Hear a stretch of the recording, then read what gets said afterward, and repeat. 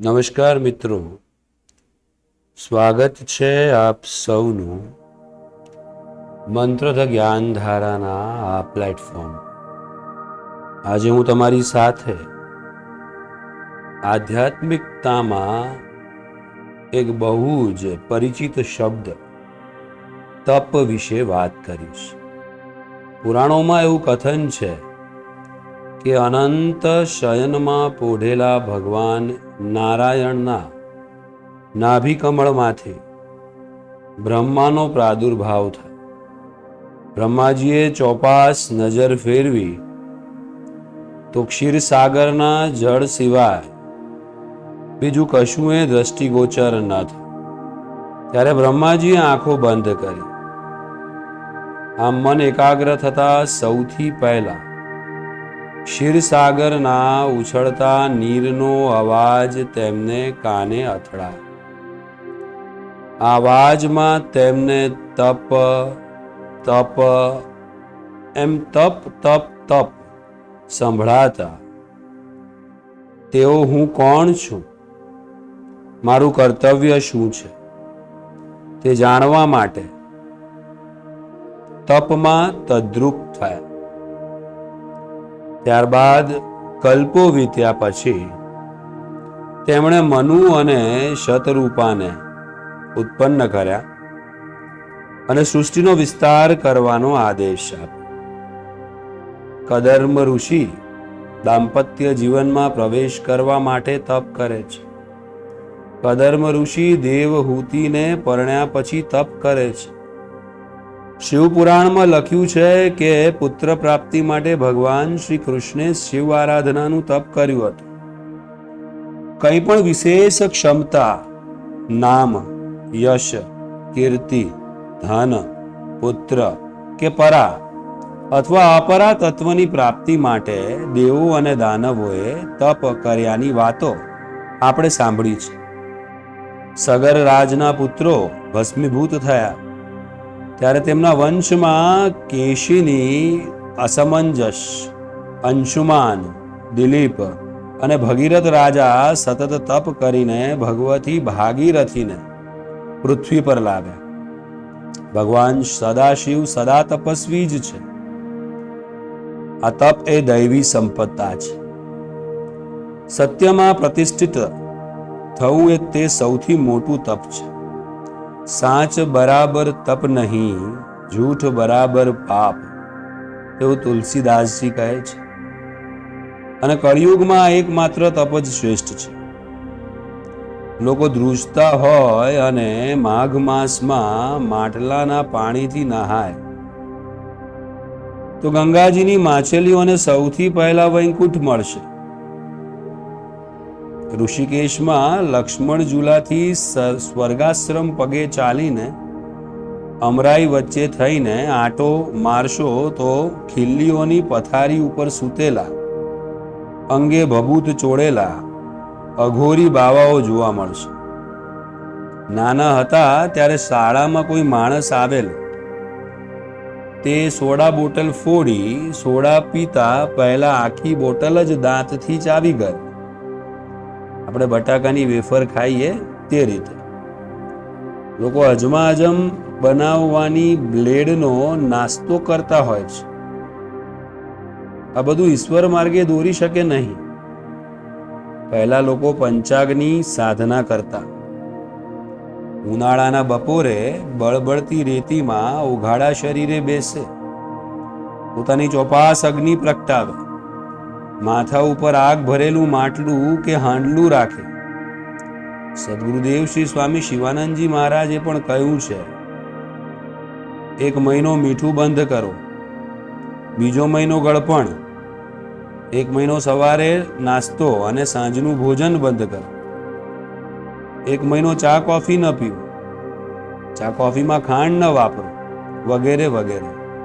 હવે આપણે આપણો થોડો વિચાર કરીએ કે એક દિવસ છાપાવાળો ના આવે અથવા છાપું આવ્યું હોય અને ઘરના નોકર ચાકર કે ડ્રાઈવર તેને વાંચવા લઈ જાય તો આપણા પોતાના સ્વભાવમાં સંતુલન રહે છે ખરું? તપ એટલે આત્મસંયમ. નહીં જોવાનું ન જોવું, નહીં સાંભળવાનું ન સાંભળવું, ન બોલવાનું ન બોલવું, નહીં ખાવાનું ન ખાવું અને નહીં કરવાનું ન કરવું, તેને તપ કહી શકાય. શ્રી કૃષ્ણ સુંદર દાખલો આપે છે અને કહે છે, કુર્મો ગાનીર સર્વશ, એટલે કે કાચબો જેમ અંગોને, આને મહર્ષિ પતંજલિ એ પ્રત્યાહાર નામ આપ્યું છે. જ્યારે ઇન્દ્રિયોને પોતાના વિષયો સાથે સંબંધ નથી રહેતો ત્યારે તેઓનું તાદામ્ય ચિત્ત સાથે થાય છે. તેનું નામ પ્રત્યાહાર છે. તેમ કાચબો પોતાના શરીરના તમામ અંગો અંદરની તરફ ખેંચી લે છે, તેમ મનુષ્ય પોતાની તમામ ઈચ્છાઓને ઇન્દ્રિયોમાંથી ચિત્ત તરફ ખેંચે છે. સદગુરુદેવ શ્રી સ્વામી શિવાનંદજી મહારાજ આ વિષયને ખૂબ સરળ રીતે કરી નાખ્યો. કહ્યું ઇનરવ્યુ, બાહ્ય વિચરણ, આંતર ચેતનામાં પ્રવેશ.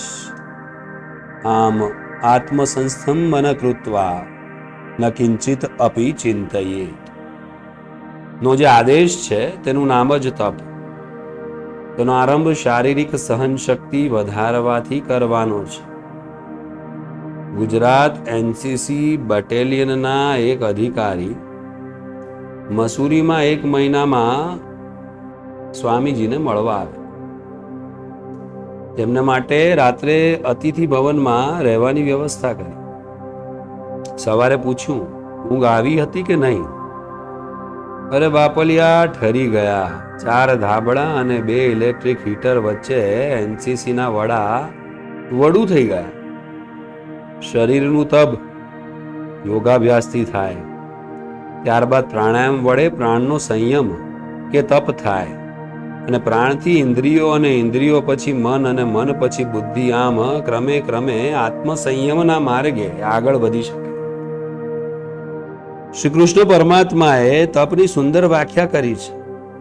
કહ્યું છે કે દેવ, દ્વિજ, ગુરુ, પંડિતોનું સન્માન કે પૂજન, બાહ્યાંતર વિચાર અને વ્યવહારની શુદ્ધિ કે સરળતા, સદાચાર, અહિંસા વગેરે શારીરિક તપ છે, જે હંમેશા સ્વસ્થ અને મધુરભાષી છે, કદી ઉદ્વેગ કરતો નથી, અથવા જેને સદા ઈશ્વરનું સ્મરણ, વેદ પાઠ, ગીતા સ્વાધ્યાય વગેરેનો અભ્યાસ છે. તે ચોક્કસ વાણીનું તપ કરે છે, જે સદા સર્વદા પ્રસન્ન રહે છે, શાંત પ્રકૃતિનો છે, જેનું અંતઃકરણ પવિત્ર છે, જેનું મન ચંચળ નથી, તે માનસિક તપસ્વી છે. બ્રહ્મલીન શ્રી સ્વામી દેવાનંદજી મહારાજ કીર્તનાચાર્ય કહેવાતા. તેઓ તેમના કીર્તનો પૂર્વે સદા એક વાત કહેતા કે સતયુગમાં હાડકાં જાય ત્યારે પ્રાણ જતા, તેને અસ્થિગત પ્રાણ કહે છે. પછી ત્રેતામાં મજ્જાગત પ્રાણ થાય, દ્વાપરમાં રક્તગત પ્રાણ થયા, અને કળિયુગમાં અન્નગત પ્રાણ પણ થયા છે. પછી વિનોદ કરતા કહેતા કે ટીગત, કોફીગત પ્રાણ થાય છે. 38 વર્ષ પૂર્વે જ્યારે શિવાનંદ આશ્રમમાં પહેલી વાર સ્વામીજી ગયા ત્યારે એમણે કહેલું કે આખી મંડળીમાં સૌથી નાના એ હતા. બાકી બધા મોટેરાઓ, વયોવૃદ્ધ અને જ્ઞાનવૃદ્ધ હતા. તેમાં તપોવૃદ્ધ કોઈ ન હતું, કારણ કે એક ડબ્બામાં કેરોસીનનો સ્ટવ પણ સાથે લાવેલા. આશ્રમમાં ચા મળે તેને રૂમ પર લાવીને ફરીથી દૂધ, ચા, ખાંડ, ચાનો મસાલો નાખીને ટેસ્ટદાર ન થાય ત્યાં સુધી તેમની સવાર સુધરતી નહીં. ઈશ્વર આપણી આ નબળાઈ જાણે છે. સંતો અને શાસ્ત્રોમાં એટલા માટે જ કહ્યું છે કે કળિયુગમાં માણસ અલ્પ આયુ થયો છે. અહીં રાવણ કે ઇતર રાક્ષસોની જેમ આપણે 10,000 વર્ષનું તપ કરી શકીએ તેમ નથી. તે તપની આપણા જીવનમાં કલ્પના પણ અસંભવ છે. ભાગવતજીમાં કહ્યું છે કે હિરણ્ય કશિપુ તપ કરવા ગયેલા તો ઉદય તેના શરીરનું બધું માંસ ખાઈ ગયેલી. માત્ર અસ્થિપિંજર ઊભું હતું. તેના તપતી સ્વર્ગમાં તાપ લાગતો હતો. અરે સૂર્ય ઝાંખો પડતો હતો. દેવતા અકળાયેલા દોડીને શ્રી વિષ્ણુ પાસે ગયા. આ શું થાય છે? વગેરે વગેરે. માટે તપનો દંભ કે આડંબર ન કરવું. શાસ્ત્રોએ કહ્યું છે કે તપોધર્મ કૃતયુગે જ્ઞાન ત્રેતાયુગે સ્મૃતતમ દ્વાપરે ચાધ્યવરા પ્રોક્તા કલૌ દાન દયાદમ. સતયુગમાં તપ એ ધર્મ છે, ત્રેતામાં જ્ઞાન, દ્વાપરમાં યજ્ઞ અને કળિયુગમાં દાન દયા અને ઇન્દ્રિય નિગ્રહ એ જ તપ છે. આપણે જીવનમાં પોતાની જાતને પ્રામાણિક હોઈએ તો સૌથી મોટું તપ છે. કોઈ દિવસ ભૂલથી એકાદશીને દિવસે સવારે નાસ્તો લેવાઈ જાય તો તે દિવસ અને બીજા દિવસ આખો પાણી પીધા વગર ઉપવાસ કરવાનો પૂજ્ય શ્રી સ્વામી ચિદાનંદજી ની એક ટેવ કે એક ભાગ રૂપે હતો. બાકી તેઓએ પણ બરફ વચ્ચે બેસીને ધ્યાન કર્યું હતું. આ 200 વર્ષ જૂની વાત નથી, હજી થોડા વર્ષો પહેલાની વાત છે. તપસ્વીનું તપ શું? આત્મસંયમ શું? તેનું પૂજ્ય સ્વામી શ્રી ચિદાનંદજી સ્વામીનું જાગતું જીવતું હરતું ફરતું ઉદાહરણ હતું. જાણે કે અજાણે પોતાને કારણે કોઈ પણ કષ્ટમાં ન મુકાય માટે પોતે કષ્ટ વેઠી લેવું તે તપ. માટે આ સદગુણોનો વિકાસ આપણે પેલી પંક્તિઓને જીવનમાં ઢાળીને કરી શકીએ. સત્ય, અહિંસા, ચોરી ન કરવી, વણજોતું નવ સંઘરવું. પૂજ્ય બાપુજીના આ 10 નિયમ આપણા માટે સર્વશ્રેષ્ઠ તપ પુરવાર થઈ શકે. પૂજ્ય બાપુજીએ તેમના જીવનમાં તેનું આચરણ કર્યું એટલે તેઓ મહાત્મા કહેવાય. અસંભવ નથી.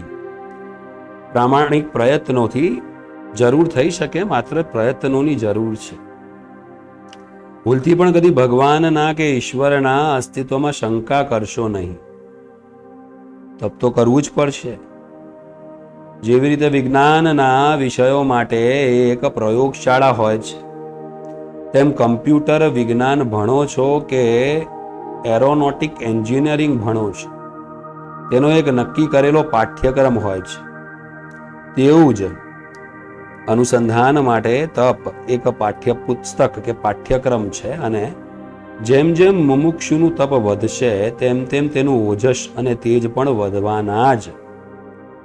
સુજ્ઞજનોએ કહ્યું છે કે સોનાને પણ જેમ જેમ તપાવવામાં આવે તેમ તેમ તેના રંગમાં એક વિશિષ્ટ પ્રકારનો નિખાર આવતો જાય છે. અને શેરડીના સાંઠાને ઉપરથી ચૂસવા માંડો, જેમ જેમ નીચે જશો તેમ તેમ તેનો રસ અને તેનું માધુર્ય કે સ્વાદ વધતા જાય છે. તેમ જેમ જેમ હીરો વધુ ઘસાય તેમ તેમ તેનું તેજ વધતું જાય છે. દુગ્ધ દુગ્ધ પુનઃ અપિ પુનઃ કાંચન કાંતવર્ણમ છિન્ન છિન્ન પુનરપી પુનઃસ્વાદ ચૈવેક્ષુ દંડમ. ગંગોત્રીના સુપ્રસિદ્ધ તપસ્વી સંત શ્રી બ્રહ્મલીન કૃષ્ણાશ્રયનજી મહારાજ નો આપણે આગળ ઉપર ઉલ્લેખ કર્યો છે. તેમણે નક્કી કર્યું કે હવે આપણે મૌન રાખવું, હાથની મુઠ્ઠીઓ બંધ જ રાખવી, બોલવી જ નહીં, ખાવાનું માગવું જ નહીં, જાતે ખાવાનો પ્રયત્ન કરવો જ નહીં. વિચાર કરો અને 2-4 દિવસ આ પ્રમાણે કરી જુઓ એટલે ખબર પડશે કે મહારાજે કેવું અને કેટલું કષ્ટ વેઠ્યું હશે. તેમણે 3.5 વર્ષ સુધી મુઠ્ઠીઓ ખોલી જ નહીં, બોલ્યા પણ નહીં, અન્ન જળ વગર રહ્યા. પછી પોતાની જાતથી કંટાળ્યા. ગંગોત્રીના બ્રહ્મકુંડને જોતા જ ચક્કર આવી જાય. ત્યાં ભાગીરથીના ધોધમાં ઉપરથી જ પડતું મૂક્યું. માણસ જાણીને પડે કે અજાણીને તેનું એકે હાડકું સાજું ન રહે. ત્યાં મહારાજનો બેભાન દેહ ગંગાને એક કિનારે કોઈ ઊંચકીને સાવધાનીથી મૂક્યો. જ્યારે તેમને સભાનતા આવી ત્યારે તેમણે જોયું કે સાક્ષાત ગંગા માતાના તેમની મુઠ્ઠીઓ ખોલી રહ્યા છે. અને કહે છે કે મૂઠ હઠ ન કર, પૂજન કરી લે અને મૌન છોડ. પણ સાધુ હઠ. માતા તો અંતર ધ્યાન થયા, પણ મહારાજ દિગંબર અવસ્થામાં જ રહેતા. તો ચાલ્યા હિમાલય હાડ ગાળવા, છેક સુમેરુ સુધી પહોંચ્યા. શરીર થાકેલું, કઈ સમજ ન પડે. ભગવાન સાથે સીધી લડાઈ. એક પથ્થર ઉપર બેઠા હતા. ચોપાસ દૂર સુધી દ્રષ્ટિ જાય ત્યાં સુધી કેવળ બરફ સિવાય બીજું કશું જ નહીં. ત્યાં તેમની સામે એક પક્ષી આવીને બેઠું. ચી ચી કરે. મહારાજની પાસે આ, પછી ઉડીને દૂર જાય. જ્યારે વારંવાર આમ થયું ત્યારે મહારાજ આ પક્ષીની પાછળ જાય. શું કહેવા માગે છે અલ્યા તું? પછી દૂર ને દૂર ધીરે ધીરે ઉડતું ગયું અને મહારાજ પાસે આવે એટલે પાછું થોડે દૂર ઉડીને બેસે. એમ 1.5-2 કલાકે આ પક્ષી મહારાજને એક ગામની પાદરે લઈ આવે. પહાડમાં તો ખૂણે ખૂણામાં મહારાજે વિચરણ કરેલું. તેમને કોણ ન ઓળખે? ગામલોક સત્વર ભેગું થયું. તેમણે તાળવે માખણ ઘી ઘસ્યા, ચોપાસ તાપણું કર્યું અને પોતપોતાના ઘરમાં જે કંઈ હોય તે બધી જ ખાદ્ય સામગ્રી લાવવા લાગે. महाराज कहता था, अरे नारायण, दुनिया भर की भूख इस शरीर को ही लगी थी क्या? इतना खाया, कुछ पता नहीं, बस राम खाता ही चला गया, लोग खिलाते ही चले गए.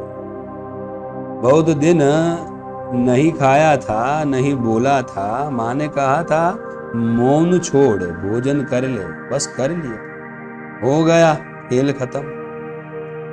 ગંગાનંદ મહારાજ હજુ પણ, એ વખતની વાત છે, ડોડી તાલની આજુબાજુ ક્યાંય એક જોવા મળે છે.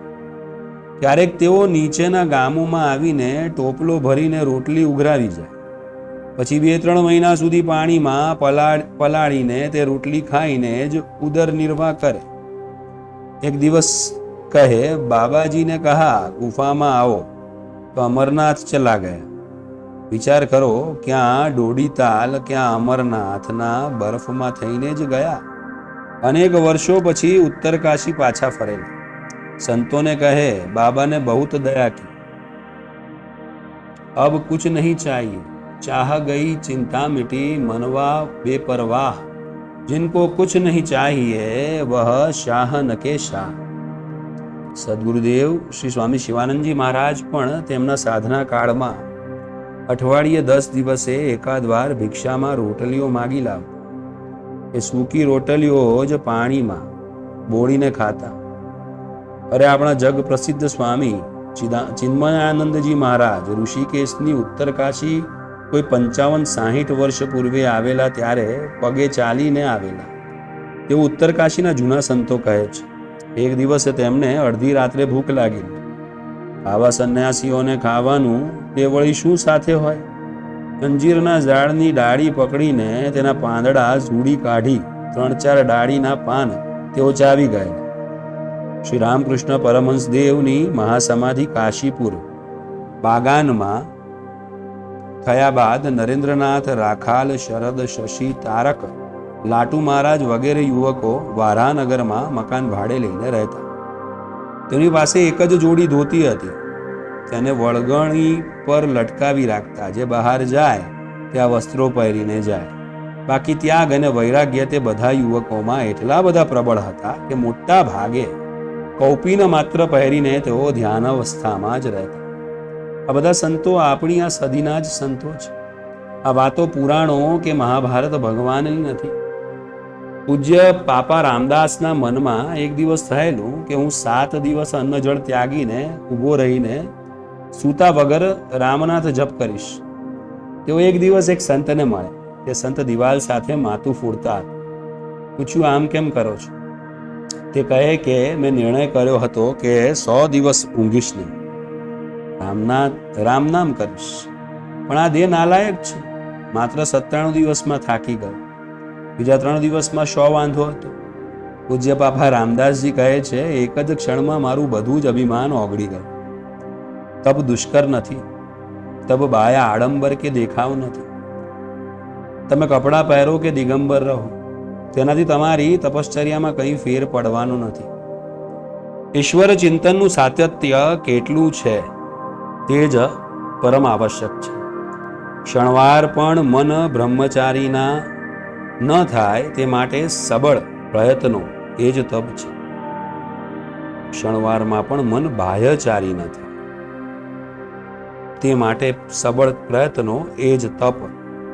બાકી યાદ રાખો कि तू परमात्मा से दूर नहीं, तेरा भी कोई कसूर नहीं, देखने वाली आंखें ही नहीं तो खुदा क्या करे.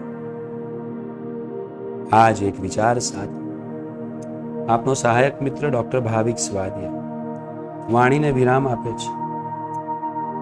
નવા વિચાર સાથે, નવી ચેતના સાથે ફરી પાછા આગલા એપિસોડમાં મળીશું. ત્યાં સુધી મને અનુમતિ આપો. સૌનું શુભ થાવ, સૌનું મંગળ.